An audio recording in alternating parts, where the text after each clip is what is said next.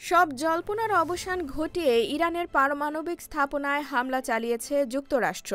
হামলায় ব্যবহার করা হয়েছে B-2 বোমারু বিমান এবং বাংকার বিধ্বংসী GBU-57 বোমা। রোববার ভোরে যুক্তরাষ্ট্র আচমকা ফোর্দো, নাতাঞ্জ ও ইস্পাহানের পারমাণবিক স্থাপনায় হামলা চালায়। ফোর্দো পাহাড়ের নিচে অবস্থিত এবং এটি ইরানের অন্যতম গুরুত্বপূর্ণ ইউরেনিয়াম সমৃদ্ধকরণ কেন্দ্র। এই স্থাপনাটি এতটাই গভীরে যে একে লক্ষ্য করে যুক্তরাষ্ট্র MOP বোমা ব্যবহার করে, যা 60 ফুট কনক্রিট ভেদ করতে সক্ষম।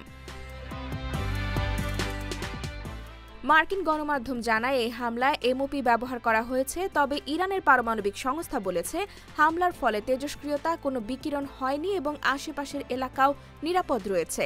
সৌদি আরব ও আন্তর্জাতিক পর্যবেক্ষক সংস্থাও তেজস্ক্রিয়তা বাড়ার তথ্য অস্বীকার করেছে। ইরানের রাষ্ট্রীয় টিভির তথ্য অনুযায়ী হামলার আগে এসব স্থাপনাগুলো খালি করে ফেলা হয়েছিল এবং গুরুত্বপূর্ণ উপাদান সরিয়ে নেওয়া হয়। রয়টার্স প্রকাশিত স্যাটেলাইট ছবিতেও 19 ও 20 জুনের মধ্যে স্থাপনাগুলো থেকে ট্রাক বেরিয়ে যেতে দেখা যায়।